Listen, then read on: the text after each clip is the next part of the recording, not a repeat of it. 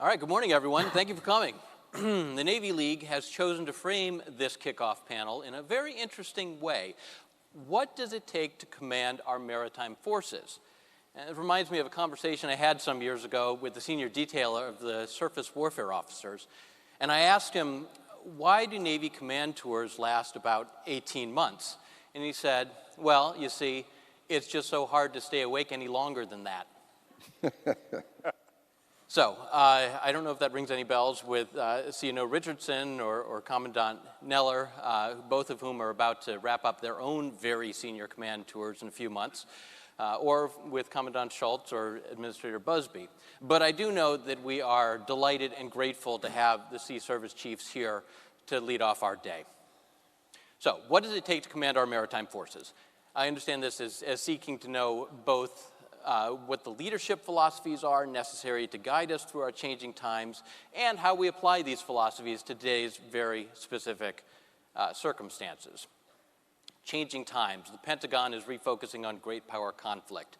Advancing technology is bringing new capabilities to actors large and small. The world is warming. The climate is changing. And so I've asked each of our panelists to start off by talking a little bit about what it takes to lead their services in this time of immense change.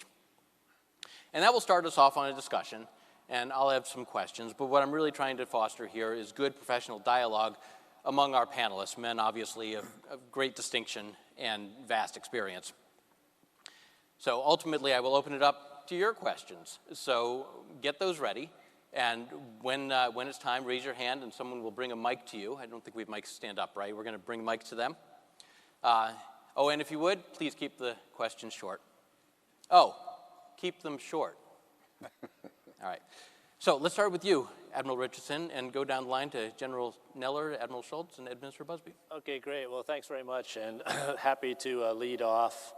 And before I get going, I'd just maybe like to say what a world-class event this year's Sea Air Space Exposition is. And it gets better every single year, but I think it's riding a great wave of enthusiasm and professionalism and skill that is the Navy League of today. And so for the head table down here, let's give a nice round of applause for the Navy League and everybody for putting down there. Alan, really doing a terrific work, really top notch. And then, I'd also like to say that it's with a great deal of humility that I share the stage with my fellow partners here, friends, colleagues, fellow commanders in every respect and sense of the word. And so, like I said, I look forward to learning from them in that spirit of continuous learning.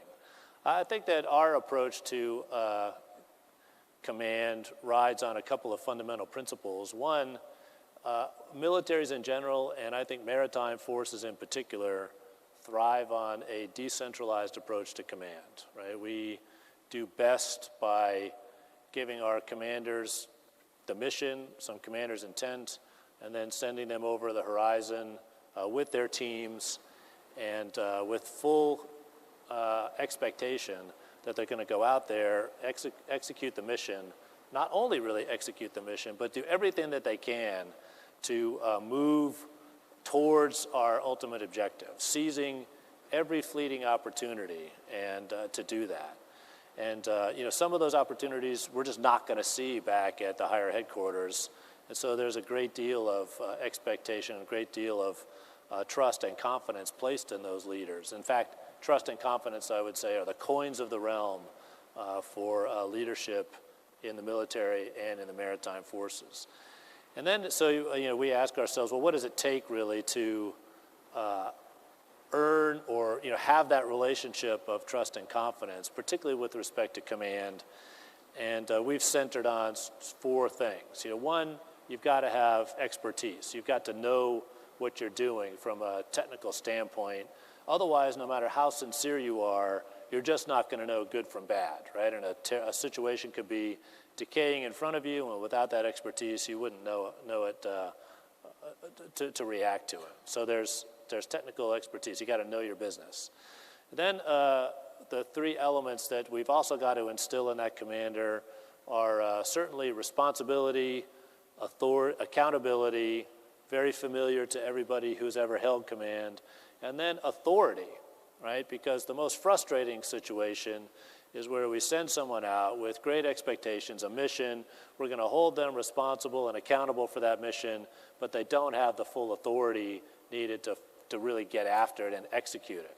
And so it's those four things, and if you're short one of those four things, I don't think that you've got full ownership of the situation, and it's very hard to have that relationship of trust and confidence. And so I think maybe that's enough theory of the case, and I'll let my colleagues speak to some specific applications. Well, good morning, everybody, and I'll echo CNO's comments. Thanks for the Navy League and to all the organizations out there that advocate and support and do great stuff for all the members of the Sea Service and all our members of our military. It's important that you're the kind of connecting file between those that are wearing the uniform, and many of you previously wore the uniform, the connecting file between us and the American people, and we really appreciate that because I think it's important that we maintain that connection. I think as you get near the end, and I'm not going to speak for the CNO, he's still got some time to go, but I've never been in a job this long because it was mentioned 18 months, man, that would have been wonderful. So I was now approaching 40 months, 42 months, 43 months, who's counting? But you kind of get 4 years. Yeah, it's kind of going to come up on 4 years, but pretty close. But you kind of get retrospective and look back and think about probably more than you should, the stuff you wish you had done as opposed to the stuff you did get done. I was out at the Quantico the other day and we're having a discussion about safety and live fire and ground maneuver, and one of the senior Marines there goes, well, you know, General, you're kind of like the village elder. This best is better than the village idiot, but so I guess I am the village elder because I am the oldest active duty serving Marine today. And you know, as you get here, you look back at what the service was like when you came in, and I'm not going to go down memory lane with everybody, but back to the leadership thing. You know, you don't know what you don't know. You think when you come into this office, you know a lot about the Marine Corps. But again, as people have said to me, hey, how's it going? I said, I don't know. I've never been the commandant before. And there's a lot of things, just like John's never been the CNO before, so you know what you know, but it's a very different thing. And I think the things that as you're trying to lead and change an organization, because I think everybody knows there's change required. We've been at war since 9/11. We've been fighting a certain type of adversary. And in the meantime, others have come up with capabilities and reasserted themselves on the global scene, and we've got to adjust to that. So in order to do that, you have to make tough choices. The dilemma we've faced, talking in a practical sense, is maintain current operations, reset or modernize the gear that you have today to do that, and at the same time create a future force that's going to be able to be competitive against what you're trying to predict as the adversary, which is a difficult task, even with unlimited resources. But I think in order to do that, I think you have to be open to look at others, both other organizations. I read, you know, I think Admiral Richardson, and I'm not saying this because I'm trying to suck up to him, I'm just saying this because he's true. I think he's had a lot of innovative ideas about training and how to reach out and change the environment for sailors and become a learning organization. I think you have to have a certain level of curiosity as to why something happened.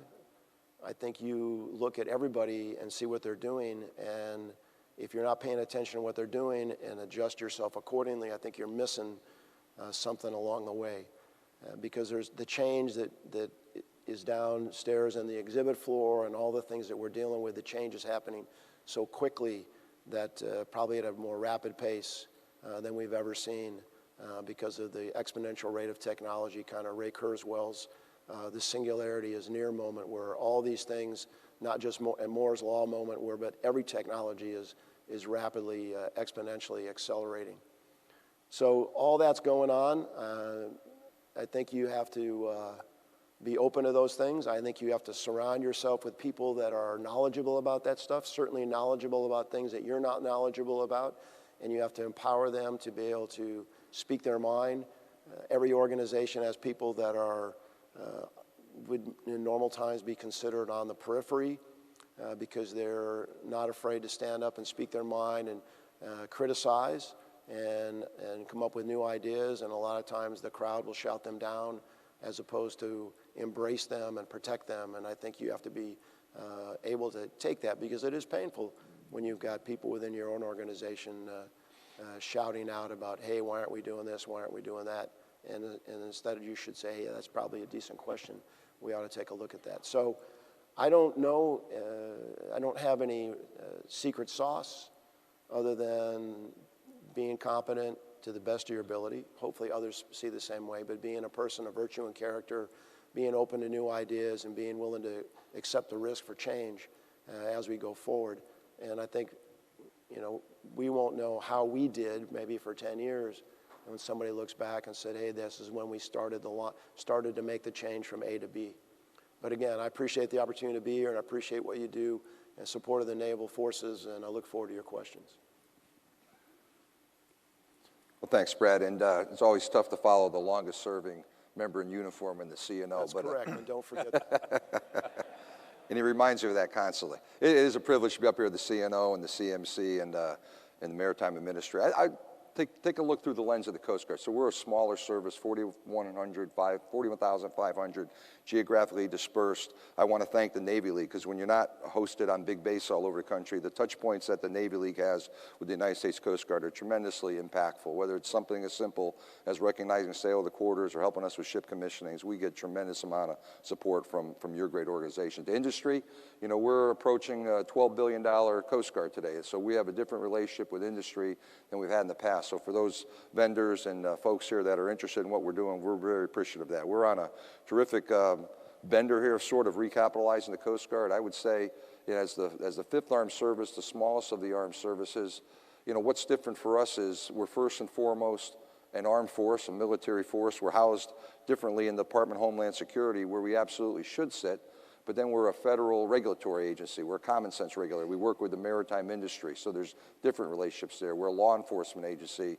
We're a first responder. As you saw, the men and women of the Coast Guard respond in the last couple of years of unprecedented level of hurricanes. So the leadership skills for us, I think, you bring a little different mix. It's not just leading in that military paradigm, that military dimension, but you got to be able to work with one sheriff and one small community out in the coast of California, and with the National Intelligence Committee, we've been a named member since 2012. So as we lead maritime forces, it's that broad continuum. I'm keenly focused, and our leadership team is on readiness.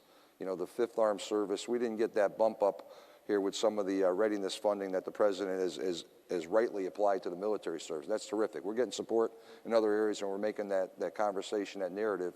But I'm keenly focused on readiness. Readiness of people. I think all the armed services are looking at an environment where there's a keen competition for talent. So I need leaders that are focused on that. How do you recruit, develop, and retain the best and brightest that the nation has to offer in an environment with less than 3.5% unemployment? We have to think differently. I bring about 3,500 men and women into the Coast Guard annually through our training center, Cape May, and a couple thousand officers. That's a few hundred officers, right? Those aren't big numbers. So we got to treat folks right. We're based on a retention model where almost 40% of our enlisted men and women go on to 20-year careers, and our officers almost 60%. This new environment for blended retirement where folks get to 12 years and have an option to leave the services. For an organization that's apprentice, journeyman, subject matter expert, we've really got to make service attractive, and that involves upward mobility, an inclusive environment. We're trying to broaden the diversity of the Coast Guard. So I need leaders that are dialed in on that, that are dialed in on accomplishing the mission, and also looking at how does the world's best Coast Guard 15 years down the road in a different environment retain talent and remain the best Coast Guard. The second thing we're focused on is, both Bob and John talked about the complexity environment. You know, the demand for our services is unprecedented. We have never had more places asking for Coast Guard, whether it's our domestic Homeland Security missions, the counter drug here in the Western Hem, where we've taken 1.4 million pounds of uncut cocaine off the water and 1,800 smugglers, to supporting John's people in the 7th Fleet with a national security cutter, on the Arabian Gulf with patrol boats, the high latitudes working with General O'Shaughnessy, who's here today, and the Antarctic. We're a globally dispersed Coast Guard. So I need leaders that think through a broad aperture about how you take this unique instrument with broad authorities called the Coast Guard and apply it in support of the combatant commanders on an increasing, in response to increasing demand, and how you look at our legacy historic missions. We still rescue 24,000 people here domestically. We support the security in 360 seaports, 25,000 miles of inland rivers. That's about $5.4 trillion of annual economic activity tied to 30 million jobs, and there's a lot there. So we're an enabler of economic prosperity. And then lastly, I touched on it briefly, was just, you know, we're talking keenly dialed in on mission readiness, mission performance. And it's mission excellence anytime, anywhere is what we call it as our third line of effort in our strategic plan. So I'm looking for, you know, leaders in the Coast Guard in a lead through leaders model like John talked about and Bob, you know, empowered leaders that make good choices, that understand the political context. You know, as a leader, one sailor's bad behavior is Washington news here pretty quick, and you need leaders that can think ahead of the flash to bang news cycle we exist in. And I think I'll stop there and turn it over to Buzz here. Great, thank you. Good morning, everybody. Great to be with you again this year. And as the only person in civilian blue up here today, that I think underscores the Merchant Marine. We're not a uniformed service. People have not sworn in. These are civilians working for civilian companies who are doing a incredibly important mission for our country, ensuring our economic security as well as our national security. They are absolutely key to sustaining the folks that are here in uniform. They are the means by which we are able to project our forces and our power and then sustain it around the world. And it all falls on the back of civilian volunteers, people who has made the personal decision to serve at sea in a licensed or unlicensed capacity on ships that don't have a USS or a Coast Guard cutter or USNS in front of their names. So commanding and controlling basically a private industry brings upon its own set of challenges and opportunities. The flexibility that we get as a result of that sort of lash up is very, very powerful and enables us to do some things that are otherwise probably constrained in a military environment. We can do that. And I basically have two kind of groups that I have to kind of worry about. I have the purely civilian companies, steamship companies that provide service to the U.S. government, either through commercial contracts or through a maritime security program, which we fund and oversee at MARAD, which provides a stipend for 60 militarily useful U.S. flag ships to stay under the U.S. flag and to carry military and commercial cargoes and to be available in times of crisis when we need them to do that sustainment mission. So I have that group of people, and they are doing their regular commercial business day in and day out, but they are subject to kind of the oversight that we provide at Maritime Administration. And then I have the government-owned fleet.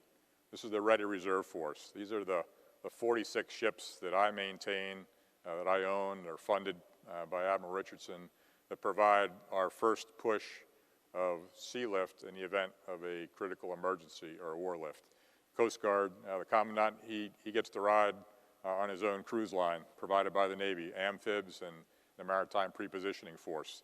They're loaded with his gear and they're out there. But the Army, they don't have a cruise line to take them overseas. They rely on me as well as the Air Force.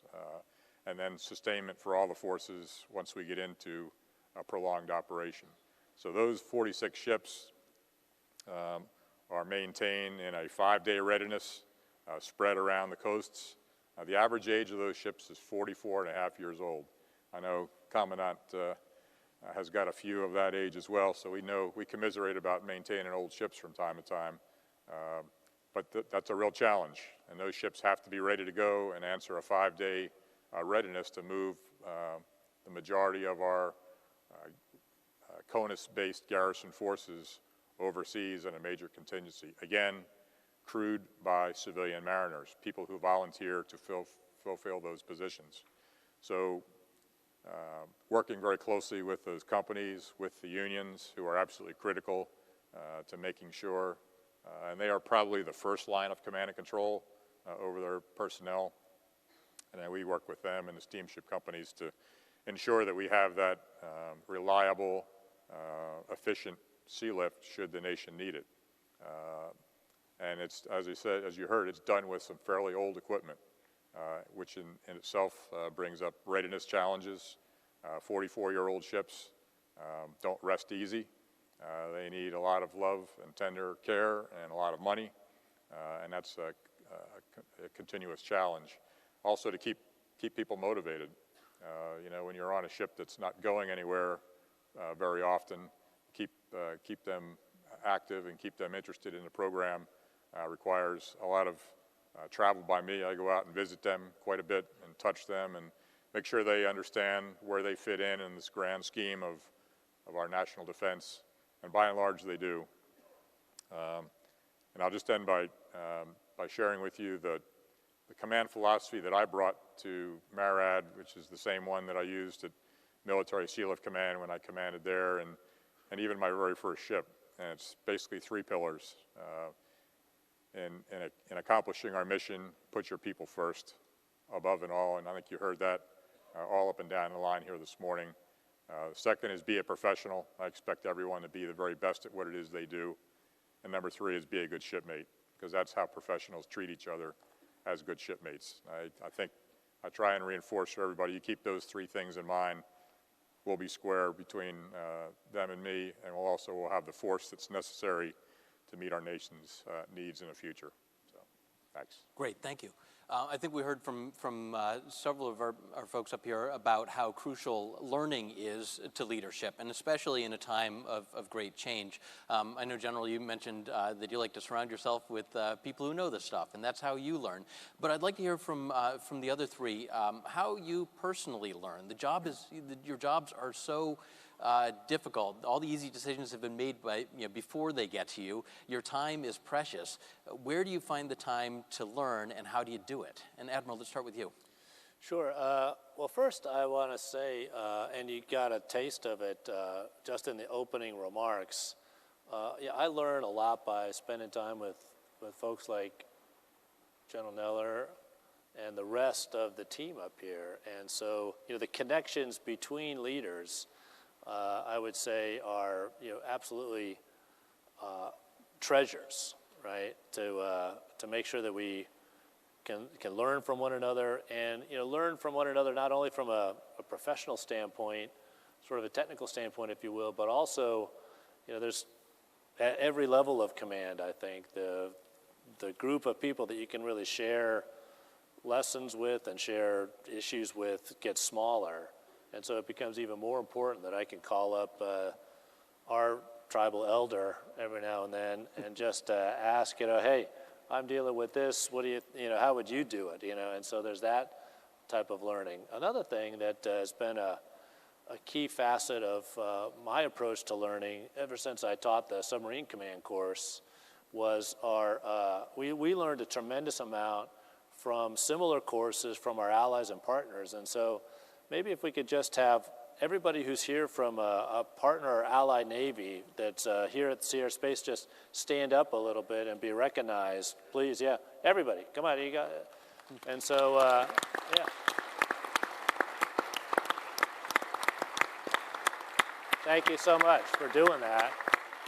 And, well, I'll tell you, around the fundamental principles of command and what the job we have to do is, our different approaches that are defined by our different circumstances and different nations, that's a tremendous opportunity for learning as well. I always love steaming in formation with a partner Navy because you just learn a different way of getting after the same amount of business. So a lot of different avenues for learning.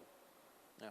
Admiral Schultz, you want to tell us your... Yeah, I would say piggyback on John, for us, a little bit of my foreshadowing about the organizations, the touch points. For me, you know, there's learning inside the lifelines, and as a comment, I said, you come to this job, you don't envision one day being the commandant of the Marine Corps or the Coast Guard, the CNO, and then you're there. I look a lot internally to our senior enlisted leaders, to our, you know, our flag officers. We're not a big organization, 40 flag officers, many specialties. So, you know, I find just sitting around the table, we have a lot of touch points. We have a touch point every Friday with our senior most leadership team, and we have a touch point with our broader team on Monday. So there's deriving that learning inside, outside. You know, I find the desire, the interest to reading books has gotten harder. I find I'm reading more journals, more industry things, more sort of news. We, not by law, a member of the Joint Force, but the chairman, the SecDef allow the Coast Guard the privilege to sit with the service chiefs and the Joint Force at the tank sessions, and I find a tremendous amount of opportunity in terms of how the nation thinks, the warfighter leadership of the nation thinks. So it's a privilege to sit with these two gentlemen. We work with the Maritime Administrator on a regular basis. Buzz talked about the Ready Reserve Fleet, the Maritime program, MSP program. We regulate that space, so those are collaborative relationships, and it's you know, it's out there. I find going to New York and talking to ABS and their senior leaderships, being down in Houston, doing a lot of industry touch points. For me, it's a constant, you know, what are the folks we regulate? How do they perceive the Coast Guard? I use the term common sense regulator, but ultimately you're a federal regulatory agency, you have to regulate. So you find, you know, how do you take in, but then also understand your roles to protect the interests of the nation. So I think a lot of it for me is it's ingest, constant ingest, getting out and hearing from folks. I don't like the term customer, but I say stakeholders. You know, hearing from the stakeholders, processing that, taking that back down through the ranks of my senior leader team, and then how do they see it with some more subject matter expertise in areas that I'm a surface operator. You know, I've got lawyers, I've got acquisitions folks. How do you pull the best of that team together and then lead the organization forward? Mm-hmm. Admiral Buzby. Yeah, all in on the comment out there, and it comes down to that C word, communication. And it's not just the transmittal, but it's in this, especially in this realm, it's the receive, being willing to listen. Typically, you know, as you get more senior, there's a little bit of a tendency to not hear as well, either because you've been around loud machinery or just because you sort of tune it off, and you're more in a transmit mode than a receive mode. And I think you got to spin that around. You got to totally be out on the deck plate, listening and asking. Sometimes they're going to be afraid to tell you something. And I think we've all had the experience where you go down there and you ask the deck seaman or the grunt, say, hey, how's it going? 9 times out of 10, they'll tell you. They'll be very honest about it, but they won't volunteer it unless you kind of give them the in. I learned more about this industry that, you know, I now find myself in charge of that I thought I knew a fair amount about. You know, I went to the Merchant Marine Academy and I had my roots in this industry, and I've kind of kept one foot in it over the years. But I was in the surface Navy for the better part of my life. So, you know, coming into it thinking that I knew what I was getting into, you know, maybe not so much, especially when I went down and started going aboard ships and asking how things are going and what are your challenges and how does this work and policies that we're putting forward, how does that really affect you? Being willing to listen and to take it on board, I think is huge. I've learned so much by just asking, how's it going? It's been awesome to hear the feedback and then be in a position to actually do something about it. That's the other part. Right, and so when it comes time to do something about it, you've found a problem, you've learned about it, you can give instructions, but ultimately, it may be something that is so disruptive that you actually have to change your organization.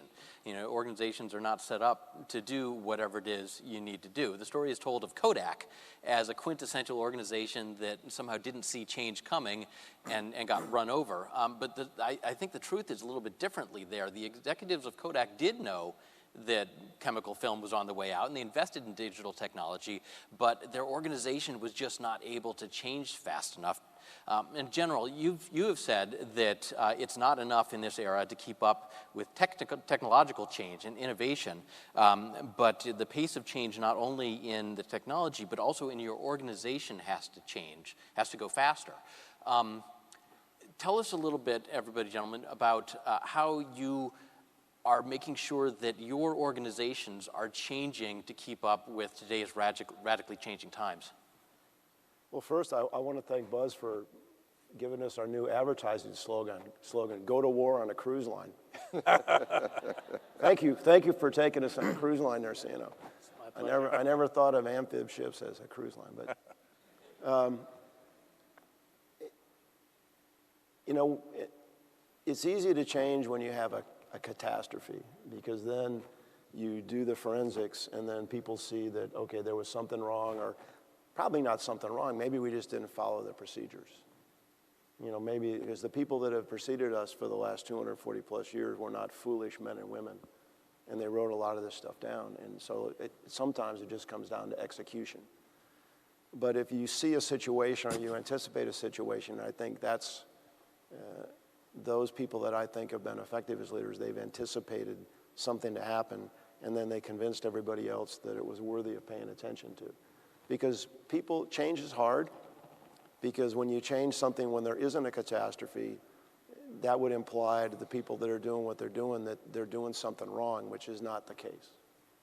So you have to explain, hey, look, what we're doing, and we did what we did it well, but the situation is going to evolve over time, and here are the signs that we see, and I think you get that by reading, by listening to others, by paying attention, and so I think you have to make the case. And it's usually, there's usually others in the organization that see it before you do, and they may or may not be vocal about it. And there's always risk there, because as I said, you know, prepare for something that you're anticipating doesn't take away the fact that you have to do stuff day to day. The day-to-day mission is not going to go away. And so there's risk if you take time and effort and resources away from day-to-day and focus on something that you anticipate. But when the signs become so clear, you have no choice. I think most people will get on board. So I think that's, you know, what we struggle with every day. I think the Joint Force, and I can only speak for the Marine Corps, is that, you know, it's not that we don't have things that we're doing every day. Every organization up here on the podium has got stuff that they do day to day, and they do it in the environment that they do it in, but then they have to figure out, how am I going to do it if that environment changes, if it becomes contested? If we are going to have to not just operate, move, and cross the sea lines of communication, where we're going to have to protect ourselves, we're going to have to fight to get to the fight, we're going to have to protect our maritime assets and platforms, that we're going to have to, do we have enough of them? So those are all the questions that are being addressed, and I think we're trying to figure out a way to do that using not just the capabilities we have today, but the capabilities we're going to try to develop in the future. So those cases have to be made, and at some point, I think at the end of the day, that's why you have somebody who leads the organization, and they have to say, all right, this is what we're going to do, and then you accept the risk, you own the risk, and then you set the course, and then you have to monitor and make sure it goes where you think it's going to go. And it's never a straight line, because you may have gotten some of your assumptions wrong, you may have got bad information, or the situation changes. Situations are not static. Your potential opponent may continue to be evolved in their capabilities. So it's a very dynamic environment, and again, with the change, the technological change going as fast as it is, we've got to be even more agile and flexible and adaptable than we've ever been in the past. Yep. Admiral, you want to take it next? Well, I think just as the Commandant said, change in anticipation of an event or of a revolution is a lot harder than change after, you know, a problem. And so the question I ask a lot of our Navy audiences, can we have our Pearl Harbor moment without Pearl Harbor? Right? Can we get to a Guadalcanal moment without having Guadalcanal? Right? And it's extremely hard to do something like that. But I think that moment faces us right now with respect to some of these technologies that everybody's referred to, particularly, and Secretary Lord talked about it this morning, this idea of sort of software-based, digital-based types of approaches. And so it's speeding everything up. It's changing the way we do business. I read something recently from a bank, CEO of a worldwide global bank, and they said that used to be a bank with a network, and now I think I'm a network with a bank, right? And that's kind of a different lens through which to think about doing your business. And so instilling that change and getting to that level of performance, responding to that revolution before the catastrophe happens, as the Commandant says, is extremely important.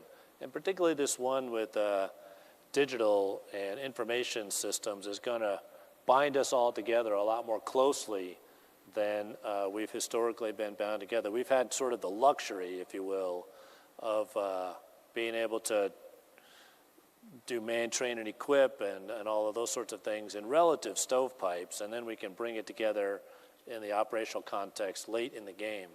I think this digital information-based approach is going to require us to integrate across all of our services, and I would say in particular the maritime services, the Air Force as well, as we, and the Army for that matter. Everybody's going to have to be into this network from the ground up, because it's going to, the person who, the team that controls that information space, and that's contested terrain, just like every other domain now, is going to have a vast advantage. But it's going to take organizational change to make that happen. All right. Admiral Schultz, you want to? No, I think a lot's been said. Excuse me. I think for us, people are the competitive advantage. And how do you create more permeability? How do you think about managing talent differently so you can bring the best and brightest in who may not be inclined to have a 20, 30-year career? I'm not sure how many folks looking forward are going to approach it the same way the CMC and the CO9 did here years ago. This was sort of your career, and you're playing it out until you're sort of told to go home a little bit at the end of the day. But we've got to allow folks that want to serve to find some portability, some permeability, how to bring their skills to the table. We promote officers in one general promotion pool. We don't have specialty promotions. So for us, how do you bring a team of cyber experts on board, then carry them through 04, 05, and get some return on investment, allow them to be senior leaders? We got to think differently. I think the question really about change, it is about being anticipatory. What's around the corner as we look at regulating in the maritime space? Autonomous ships, they're upon us. And how do you regulate the safety aspects that we're dealing that with vehicles on our highways here a little bit? So the technologies is there. It's how do you take the technology and bring it to a point when we can tell you it's safe to operate and allow that form of commerce to go on. So we focus on, understanding the problems, seeking the best talent, and then putting that talent against it. I'd say I strive to make sure we encourage our folks to take warranted risk and fail fast. Smart failure. If you try something, you're 85%. If it's not looking good, punch out and let's get about the business. But I think warranted risk is very much part of our lexicon, kind of coupled up with that bias for action. Those are the kind of leaders and men and women we need in the Coast Guard to sort of position us to work in an environment that really is dynamic and constantly subject to change. Great. So let's talk about applying these principles to some of the real world challenges we face. Shifting to focus on great power competition, and the new report, the Pentagon's new report on China just came out, and it turns out they're catching up fast, or at least they're developing major capabilities very quickly. Everybody's doing interesting stuff in Westpac, both in reaction to and in anticipation of Chinese moves. Let's talk a little bit about that. Admiral, let me start with you. 7th Fleet, obviously is down 2 destroyers, and the Oscar Austin shipyard fire, it seems like it's going to make them down a little bit further. How are you dealing with the ship shortage out there? No, I don't think that there's a ship shortage. We have a historic, and I think all services, we have more mission than we have forces to do the mission, right? And we're typically at about, I think, roughly a 50% batting average in terms of meeting combatant commander demands. That's just kind of what we can provide on a sustainable basis. And so we've been able to, adjudicate the priorities within those constraints and meet all the missions that we've been assigned to do. And so, I don't see it so much as kind of a ship shortage thing as how do we get the most sustainable performance out of the force that we're provided. You mentioned great power competition. It's been mentioned a lot. And I just want to highlight Administrator Buzby's contribution to that. As we think about great power competition and we think just beyond sort of the superficial tactical, you immediately go to logistic support, right? And that immediately goes towards all of those forces that are under Admiral Buzby's command, if you will, and without that, it's over pretty quickly, right? So this need to reconstitute that super important part of our force is really critical to exercising great power competition and maximizing that sustainable force level that we can provide. So I think that's really about the approach. If you come off of that, the fundamentals of maintenance and training and certification, well then you're gonna eventually that's gonna catch up to you. And so we're really making sure that as the pace quickens, as new technologies enter the fray, as this security environment manifests itself in a really fast-changing world, that we don't forget those fundamentals in terms of providing sustainable forces. Okay, so you say that you're not, you just can't meet most of the requests from, or half the requests from the combatant commands because there's just so much out there to do. The Navy is amid a new force structure assessment. Basically, it looks like not going to get to 355 ships, or at least not 355 manned ships. We have to redefine what a ship is. The new, no? Okay. I don't know why you say that. Okay. I'll put it back to you and ask you how the FRA is going. And particularly noting that, as I understand it, it will be compiled over the course of this year with the input from the COCOMs. And if they are already not getting half of their missions met, what's the new FRA going to look like? Well, this force structure assessment is going to do exactly what you said. It's going to continue to update the Navy that the nation needs to meet the global responsibilities of the United States of America, and then the Navy's contribution to meeting those responsibilities. And so last time we did this was in 2016. That was what resulted in the 355 ship number. There's a lot of structure inside of that 355 ship number, 38 amphibs, 66 submarines, et cetera. And so it's important to understand that structure. And so much has changed since 2016 even, right? I mean, this thing is not ancient. But I'll tell you, it's a testament to how fast things are changing. Both, the technology is changing in terms of what can define naval power, contribute to naval power going forward. And then also the security environment is changing. And so that's why we're refreshing it. That's primarily a Navy effort using other folks outside the Navy. And then we're working very closely with the combatant commanders as they update their global campaign plans to make sure that there's an overlap here so that we're all consistent, right, in terms of, hey, if General O'Shaughnessy needs this particular force to exercise his responsibilities, well, then it would be really great if we had that force available when he needed it. And so there's got to be a meeting there of those supply and demand, if you will.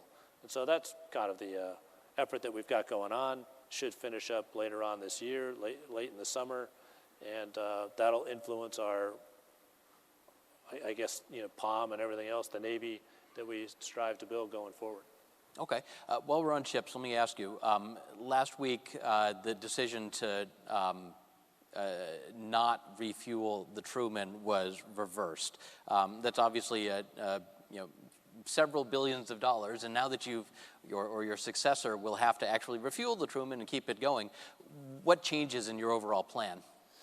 Well, I'll tell you what, as we've said many times going into both the posture hearings and most of the statements we've made, Secretary Shanahan, Acting Secretary Shanahan, and everybody said that it was a proposal that had a lot of different elements. One was the Truman, right? And we're sort of examining the balance of the naval power contribution of the Truman versus maybe some advanced technologies, right? What's the best mix of forces going forward, again, that gives you that best net increase in naval power.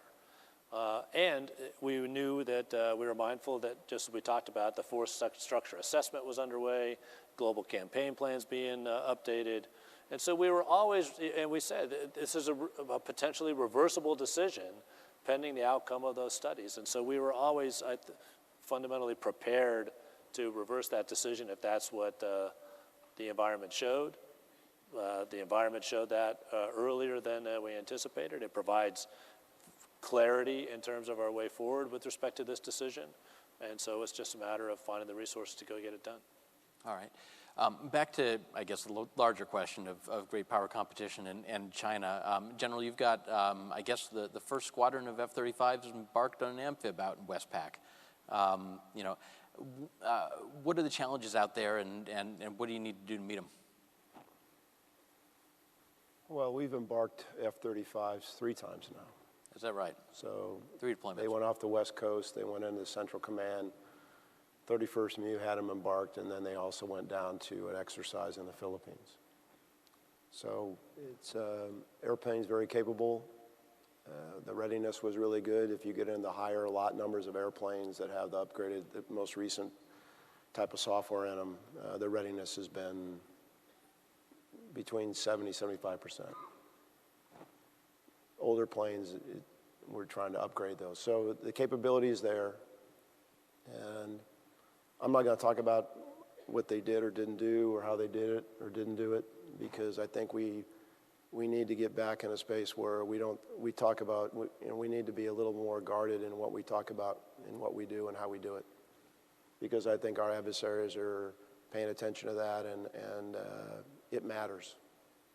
So I would just share that with this audience. That's my personal opinion. And so what we actually talk about, I think, needs to be, because they're paying attention, and I don't want to do anything that might give them an advantage. Nothing that would give them an advantage. And so we're in a kind of a different place than we were 20 years ago.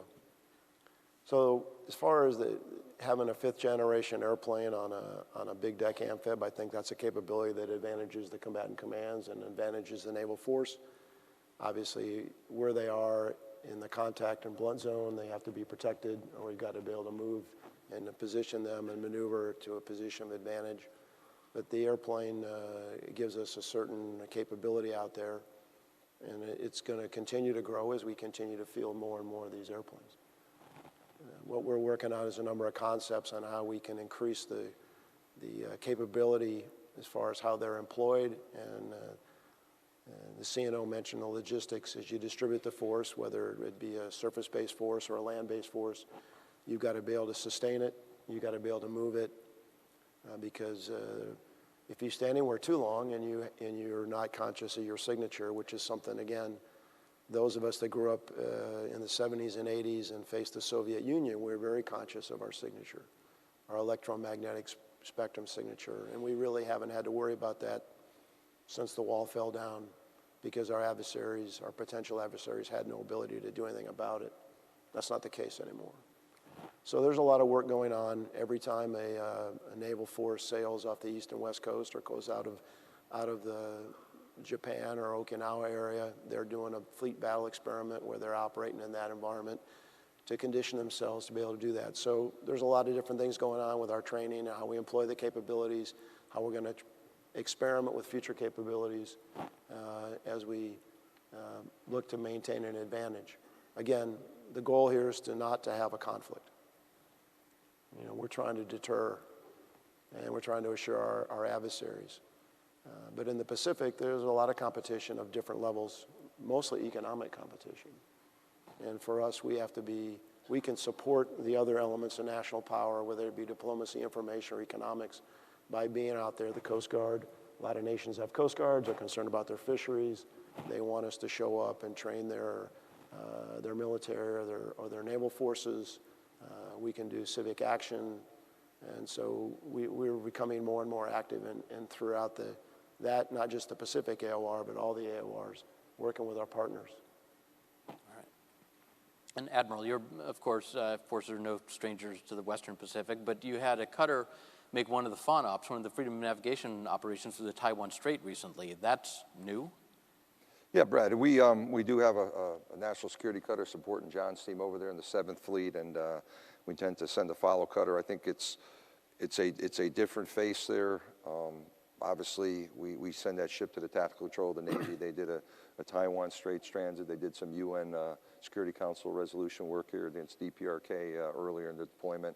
We're looking at some touch points in the Oceania region. You look at, you know, how do you compete in this great competing power paradigm below the threshold of lethality there a little bit. There's partnerships. I think we bring some unique skills. It's something probably less than national security cutter. We're having conversations with the White House National Security Council on that. I would sort of pivot to a recent event. So 2 weeks ago today, we awarded a contract for the Polar Security Cutter. It's the first recapitalization of heavy icebreaker capability in the nation in more than 40 years.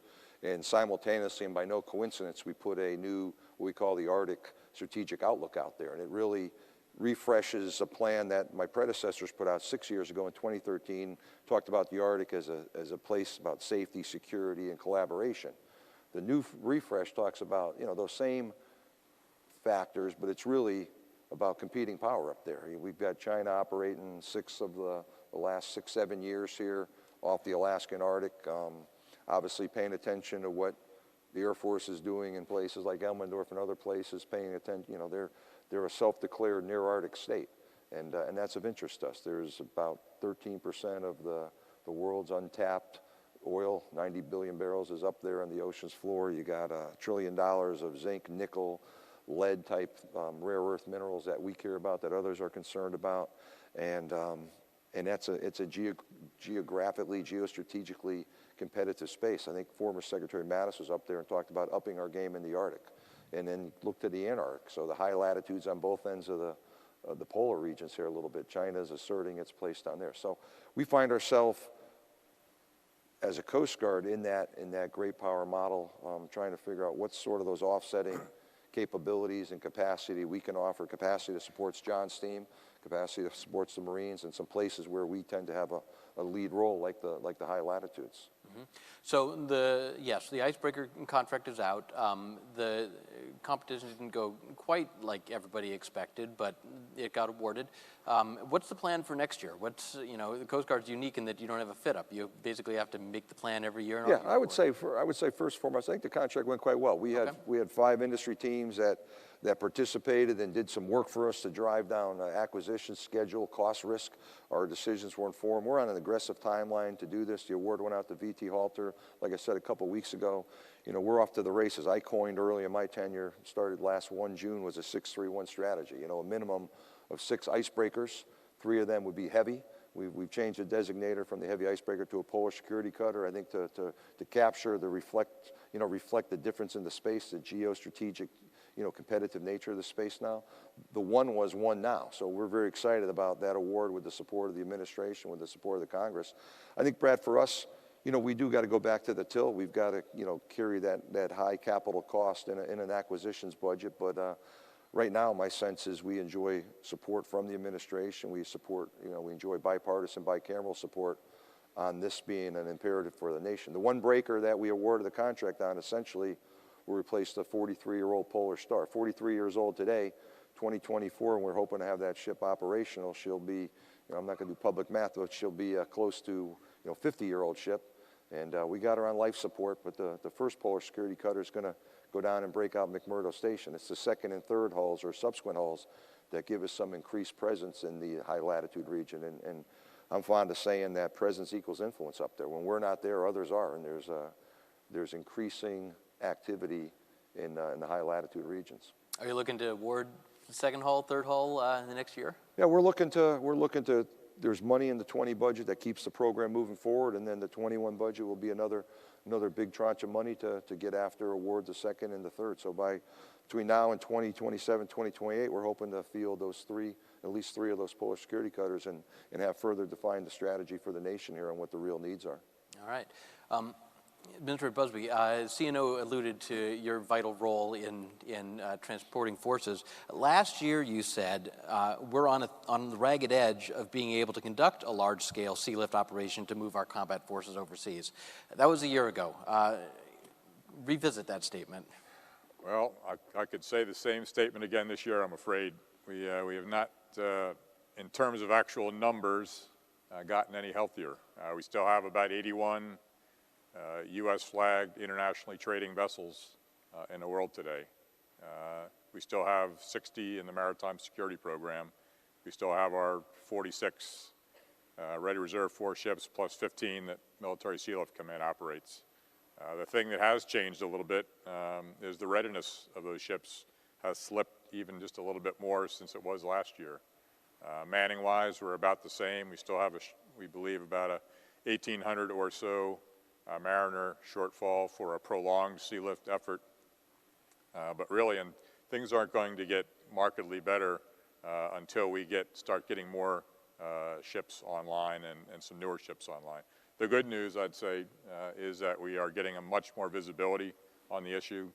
CNO and I have talked about this.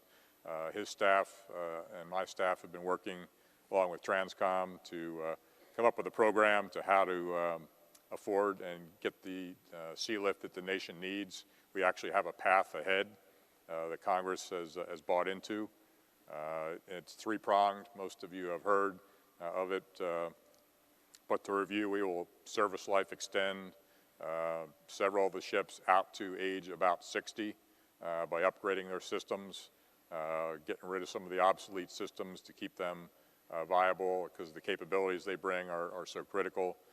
We will go out on the open market and procure some existing newer ships that are currently in trade, make the modifications as required to make them more military useful, and phase out some of the older 44-year-old ships, especially some of the steam ships that we still have. We still have 24 of those that are operating as part of the Ready Reserve Force. And then the third piece will be new builds.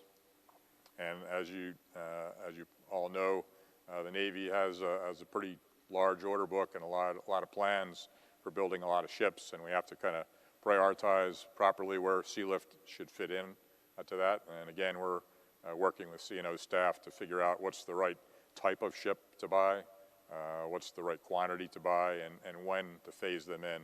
So I guess the good news is, while we still are a bit on the edge on being able to provide a solid sea lift over a long period of time, we're moving in the right direction, and we have plans in place to get us there. All right.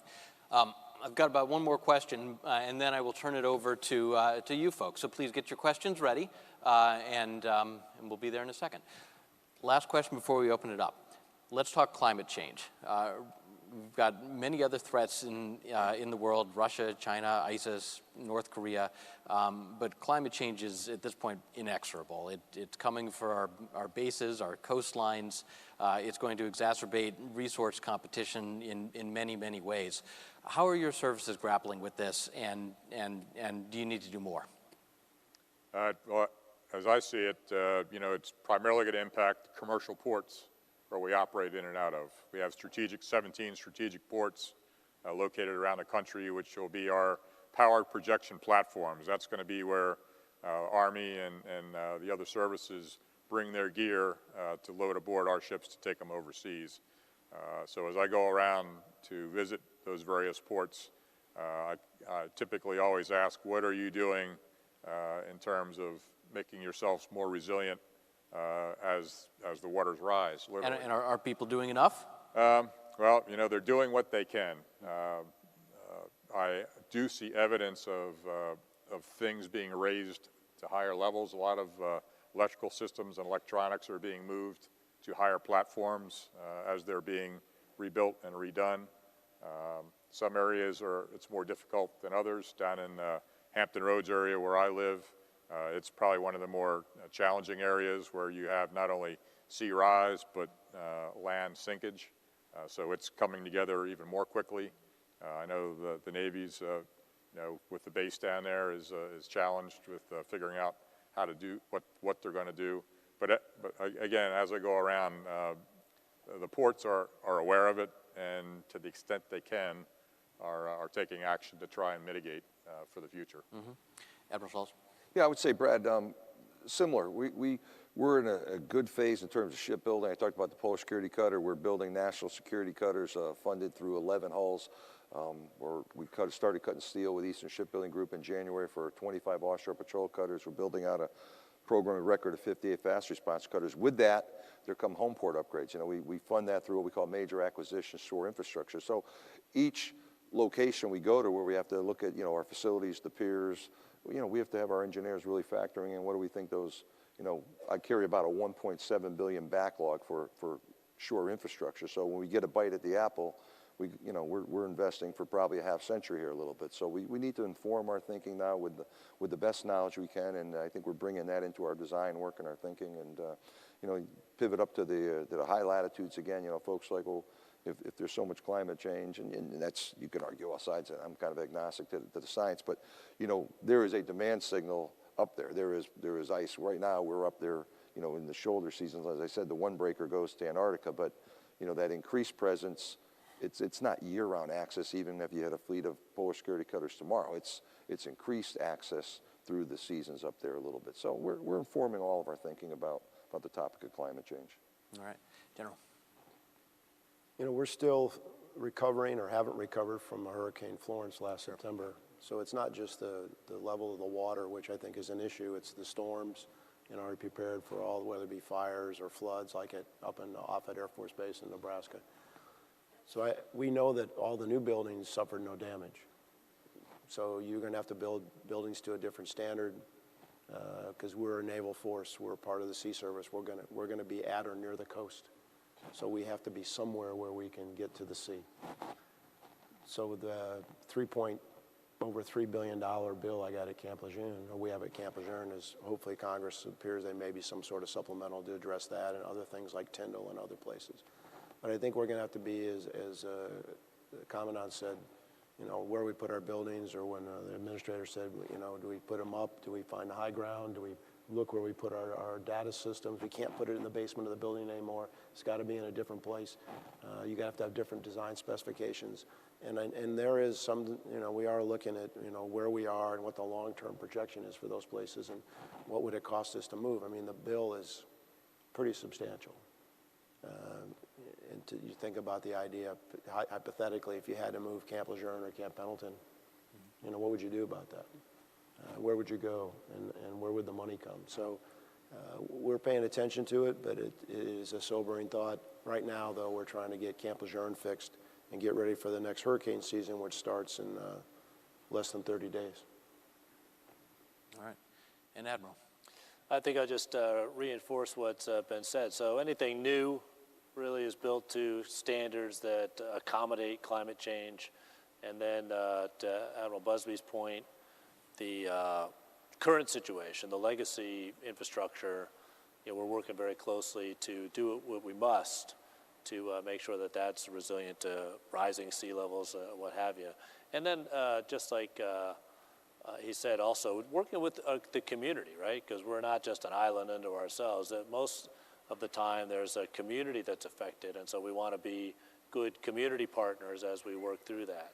I'd like to also just strum on something that the Commandant said, which is the Arctic is a very dynamic situation in response to this climate change. Seaways are open that weren't open before, have not been open in our lifetime. Arctic ice cap as small as it's ever been since we've started measuring it. Continental shelves that are exposed that were not exposed before. And so that dynamism mandates, I think, a response from our maritime forces in particular, Coast Guard and Navy working very closely together on that. You know, the Commandant mentioned the capacity, we can add our forces together, but also we get tremendous value from partnering with our Coast Guard because of their authorities, you know, and so law enforcement authorities and those sorts of things that we don't inherently have in the Navy. By putting a law enforcement detachment on board a U.S. Navy ship or sharing U.S. Navy intelligence with Coast Guard cutters, we really do partner very effectively both in the Arctic and the Caribbean, the kind of the drug zone, if you will, to make the most out of those forces. And Brad, just on the comment on Marine Corps' point, you know, the modern buildings are resilient. You looked at Harvey, when Harvey hit the Houston area and dumped 52 inches of rain in a 36-hour period, you know, we had a new facility there, and we would not have been able to rescue 11,000 people in that 72-hour period with other partners, you know, state, local, DOD there, without having a modern facility. That was a clear takeaway. Even there were some challenges with the weather, with connectivity and things, but a modern facility, resilient facility was game-changing. I'm not sure what that outcome. So we look around the Coast Guard, Bob looks around the Marine Corps. Those investments are absolutely essential to sort of, I talk about a ready, relevant, responsive Coast Guard. You gotta put a little in the game to be able to deliver the services America expects here, and it's that resilient infrastructure, absolutely. All right, thank you. Okay, who has a question out there? If you have a question for the panelists, there's two located in the middle of the room. All right, yep, sir. This is Kurt Hamill. I am retired Navy. I work for a California software company now. It seems appropriate at CR Space to ask about partnership with industry. And Admiral, I know in Design 2.0 you talk about that's one of your goals, to advance the Navy's partnership with industry. Could you maybe speak to some of the successes that you've enjoyed in the time that you've been in the saddle there, and then maybe some of the weak areas that we need to work on together? Yeah, sure. It's a great question. I guess our general approach in terms of partnering with industry is to bring industry into the conversation much, much earlier than I would say has traditionally been done. And so as I walked the floor before this panel, we were having exactly a conversation about that conversation. And so what can we do with that type of dialogue early in the process? Well, it'll allow us to define the trade space between what is technologically available and achievable and what the requirements are for the systems that we're building. And so then we can proceed with something that is much, much better than we have in the force right now. It may not be, time travel, but it'll be way better than what we have right now. And, by virtue of understanding the technology space better, with input from industry, we can proceed with a lot more confidence in terms of cost and schedule. And then what we'll do is we'll make those steps a lot more rapid so we can deliver capability to the fleet, kind of the theme of the very first event here, the breakfast this morning. And so some near-term successes, I would say, the MQ-25 is one of those things where we brought all of industry in very early, and we're going to go, put something that was defined in 2018 that'll integrate into the air wing starting in as soon as possible, but around 2023, 2024. That's faster than aircraft programs have been going for some time. I would say that the frigate is another example, conceived of in 2018. We're going to let the contract to start building that ship in 2020. And a lot of that success was achieved by bringing industry in faster. I'll tell you, I will just echo what Secretary Lord said this morning, is one area where we need to, I think about this differently is in the acquisition and maintenance of software, right? And so the whole private practice, the state of practice in industry, you don't buy software like you buy a ship or an aircraft. And so creating that special environment, authorities, colors of money, whatever it might take, so that we can achieve and maintain software, which is, as I said, so important to our way going forward. We need to do that so that we can maintain the pace required to stay ahead in that regime. All right. Sir. Thank you. John Harper with National Defense Magazine. I have a question for Admiral Schultz and then a question for Admiral Richardson. Admiral Schultz, I just wanted to clarify something you were saying about the FY20 and FY21 funding. Did you say you are in fact planning to award contracts for the second and third icebreakers in FY20 or FY21? No, I think on FY20, the President's proposal has about $35 million for the Polar Security Cutter program. So that keeps the program marching forward. We're obviously in the build phases here within the administration for the 21 budget, but in the 21 and beyond budgets, you'll see larger asks here to get after the second and the third Polar Security Cutter. Ideally, on our projected, if you look to our capital investment plan, our SIP, you'll see between now and 2028, we'd hope to deliver on those first 3 polar security cutters. So 20 is bridging money, program management money, keep the program moving forward. I anticipate, and not getting ahead of the budget process here in Washington, but 2021, you can anticipate a larger ask, and you know, we're tied in here with the integrated project team we have with John Richardson's folks at the Pentagon, and that's sort of the puts and takes on the budget there. Okay, and Admiral Richardson, you talked a little bit about unmanned systems. As the capabilities of USVs and UUVs improve, do you anticipate that at some point the Navy will count those vessels, particularly the larger ones, towards your total battle force ship count? And is there any consideration being given to doing that as you conduct this ongoing force structure assessment? Yeah, it's kind of a theoretical discussion at the end of the day, because you know, I could count that speaker as a ship and put it towards the ship count, but it won't fool anybody, right? So the thing that really matters is how much naval power do those platforms deliver, right? That's the thing that we're after.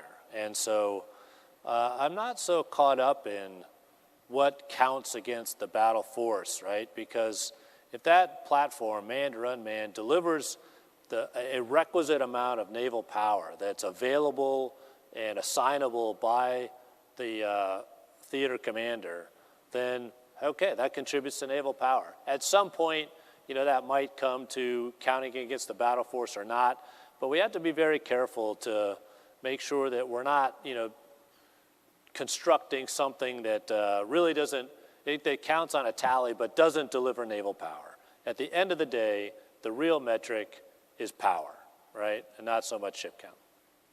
Okay, so just as sort of the flip side of that coin, you know, regardless of how, you know, the unmanned systems go towards that total ship count, you know, as you bring more of those capabilities online, do you think that that could reduce the requirement for, you know, total numbers of other classes of manned ships potentially?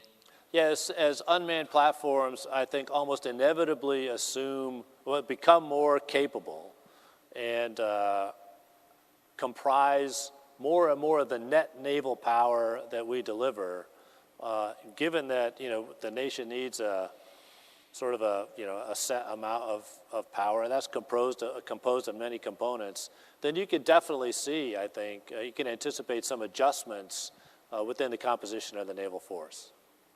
Great, thank you. Let's go over here to this question. Hey, thank you. George Pico with SunTrust. Given the increased investment in directed energy, do you foresee in the future small-scale nuclear power at the 1 to 10 megawatt level playing a larger role in the force structure? Thank you. I guess I'll take that. I'm hoping you take that. Not in the Merchant Marine. Buzz, what do you think? We had Savannah. We tried that already. That's right. All right, let's have another question back here. Hi, I'm Paul Schenkman with U.S. News and World Report. Admiral Richardson, I'd like to ask you a little bit about some news of the day. The National Security Advisor to the President announced last night the deployment of a new strike group to the Persian Gulf and bombers to the region as well in response to a threat posed by Iran. 2 questions for you, sir. Was this a pre-planned deployment or in response to some new threat? If so, what is that threat? And what do you expect this deployment is going to achieve? Well, the Abraham Lincoln Strike Group was, you know, planned to deploy for some time now. And I think that this recent news is a great demonstration of a concept that we've been all kind of getting after, which is dynamic force employment. And it's particularly germane to naval forces, which are dynamic by their nature, right? So a ship, a strike group, an amphibious ready group, a Coast Guard cutter, these are maneuver forces by design. They're designed to move around the globe very fluidly in response to changing security situations. And so, you know, I find it very encouraging that while the Abraham Lincoln Strike Group was out exercising in the European theater, if the dynamic changes and national leadership requires or requests that orders that force package to go to a different theater, it's really just a matter of how very fluidly and dynamically getting all of that power to move to that theater. So has the security situation changed with the Iranian government? I think if you just read Secretary Bolton's remarks, you've got the answer to your question. Thank you. Great, thank you. Over to this side. I'm Anthony Canseco. I'm employed by the Military Utility Command. I recently acquired my Chief Mace license. My question is for Admiral Richardson. I've been working, I was attached to the Fitzgerald and John McCain, and my question is, what training, what result, due to those collisions, what new training has the Navy implemented for the young officers? Because if that happened on my watch, my license, I would very well lose my license.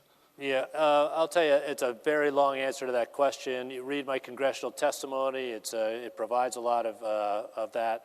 But I will tell you that we've really revolutionized or overhauled training, both from a career standpoint, so that each one of our officers, particularly surface warfare officers, are spending more time at sea to get the experience that they need, more time in school to get the training that they need. And then we're, in fact, just walk the floor, you can see some examples of the great trainers that we're delivering to each of the fleet concentration areas. That allows not only career training, but also allows team training for each of the ships in those different home ports. And so you see a much, much more robust approach to training now. And then, very important, a more robust approach to assessing that training as well. So it's just not, you don't get full credit for participation. You've got to, pass the exam as well. So, really a comprehensive approach so that we can move, certainly to be safe to operate, then to, be executing all of our missions, moving into a climate where we're really trying to achieve best ever performance out of our surface ships. Thank you. Yeah. Right. Hey, I got to rewind too. I think I said Secretary Bolton. I meant Ambassador Bolton, of course. I apologize if I misspoke. Right. Rafael Ortiz, Reserve Organization of America. Gentlemen, first of all, thank you very much for coming and presenting, talking, and be willing to put that bullseye right in the center of your chest. Given that, and talking about personnel as being one of your bull marks and one of the key issues, looking to the future, looking at great power competition, we're going back to similar to a Cold War era, and also with the new challenge of the retirement system. You may see people getting out of the service earlier and earlier. The reserve component becomes more and more of a critical factor. Back when we always, in Cold War, we were able to count all those reserve members as total end strength. And the question is? What are you doing to increase that total end strength on the reserve side and maintain those people in a readiness to where they can plug in at the senior levels, both enlisted and officer? Well, I'll go first. So we're not looking to increase the end strength. There's about 38,500 Marines in the active reserve, and then another 1,000. Everybody ends up in the IRR. But for the active reserve, Selective Marine Corps Reserve, we're always encouraging people when they transition to consider joining a reserve unit and mobilizing. We're reorganizing the reserve to try to take advantage to a greater extent of those civilian skill sets that individuals have and developed out in the civilian community and things that they've done. We've also much more aggressively than in the past, although we've used a significant amount of reserves the last 18 years to be mobilized and deployed as part of both operations in Iraq or Afghanistan. We're continuing to do that even though our numbers have gone down, and we continue to deploy reserves into the Pacific AOR. So we're conscious of their readiness because people join an organization like the Marine Corps, or the Navy, or the Coast Guard, or the Merchant Marine, I would believe, because they want to go somewhere and do something, and they want to contribute. And so if you don't give them that opportunity, it's harder to encourage them to both join and to stay. So we're trying to make sure that they get an opportunity to do that so that their readiness stays up and that they get the reps and sets that they need like the active component does.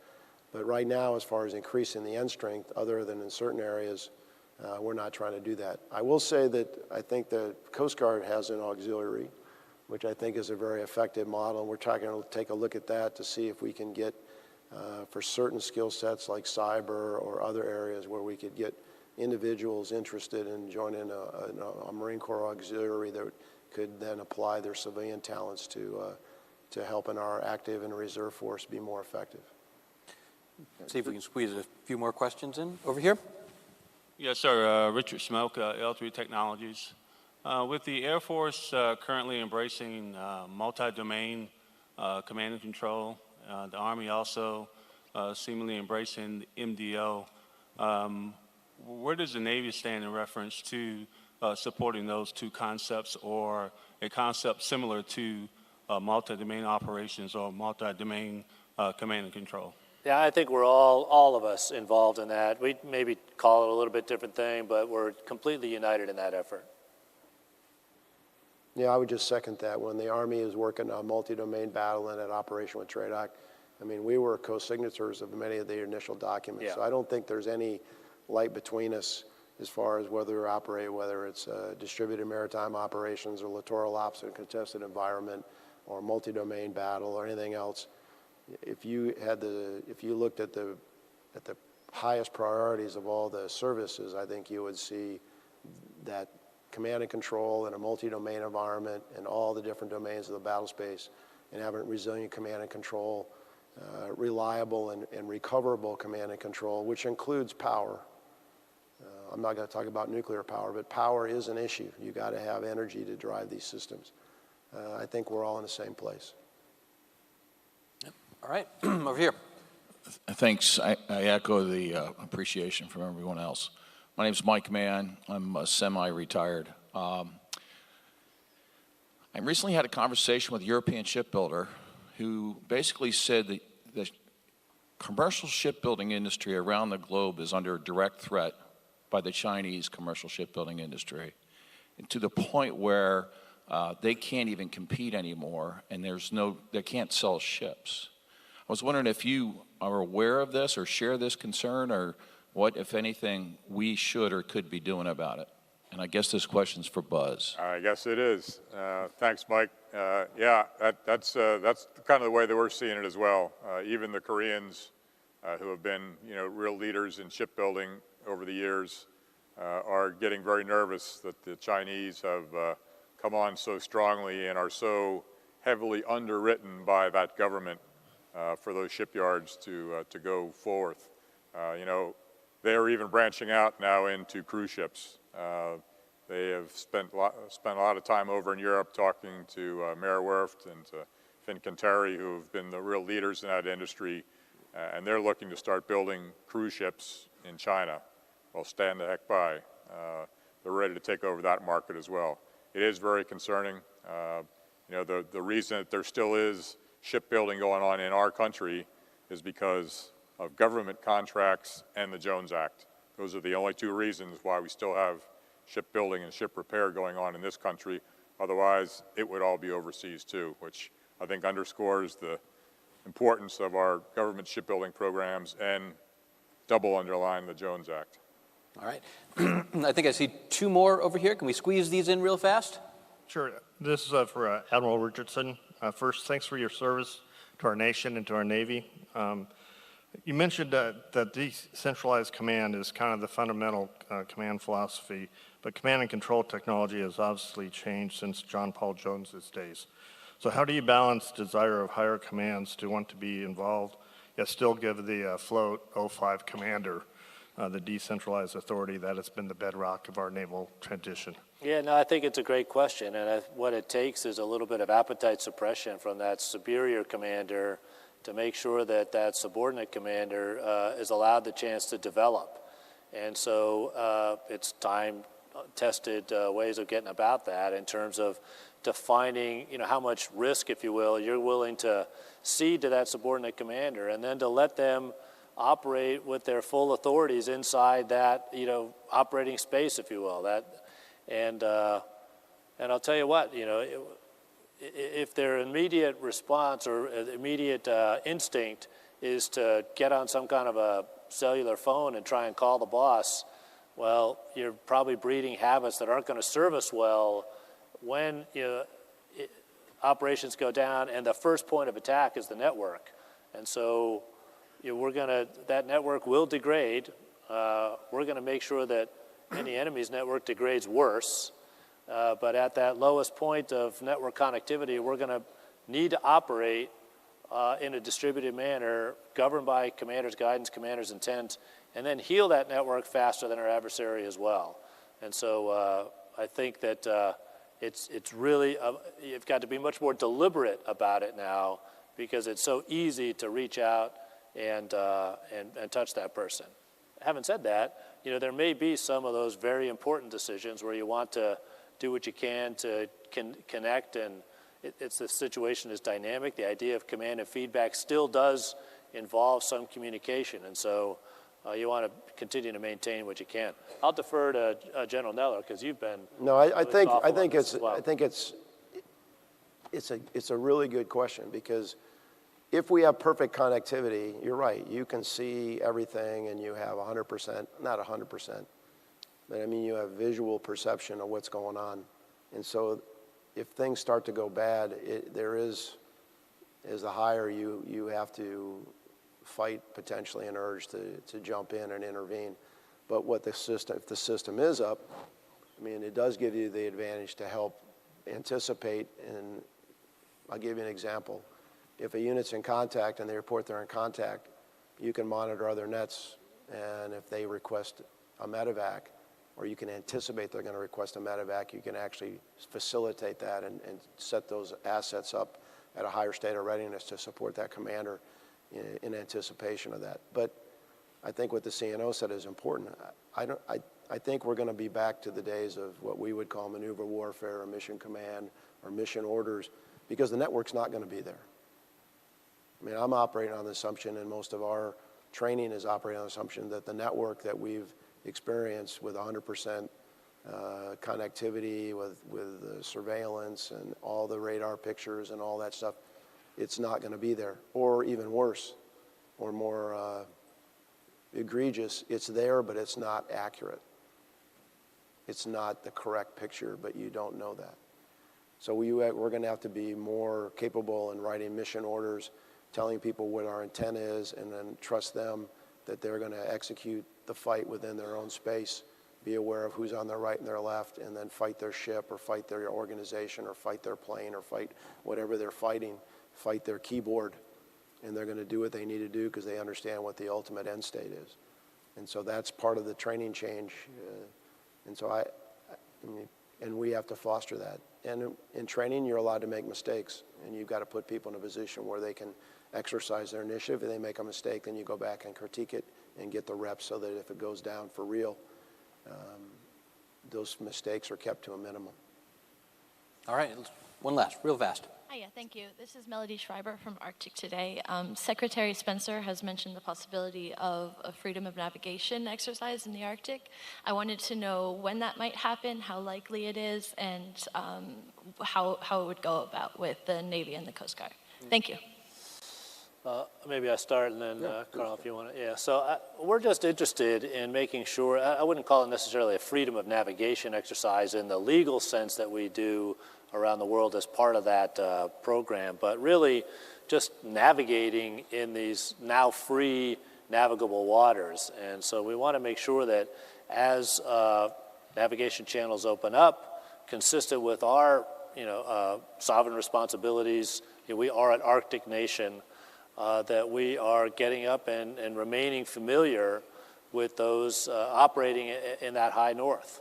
And so I think there's been a steady increase in our activity, both the Navy and the Marine Corps and the Coast Guard, continuing to kind of be present as these waters open up. Carl, I don't know if you want to add anything. No, I would say, yeah, I've been up to the Arctic with Secretary Spencer up at Point Spencer and Port Clarence, and we are keenly interested if we do some type of a maneuver up there, Northwest Passage, where else that the Coast Guard and Navy would team together. I think projecting that strength up there. Bob Neller's team has been doing more things in Alaska, and the exercises off of Norway here. I think as a nation, this is a place where, again, back to sort of my lexicon of Coast Guard, where presence equals influence, is absolutely a broader joint force kind of conversation that the nation needs to assert itself into. So we look forward to where the CNO successor and the SecNav want to take that in the future. The Coast Guard absolutely wants to be partnered up if we do whatever that looks like up there. We're going to be part of that, I hope.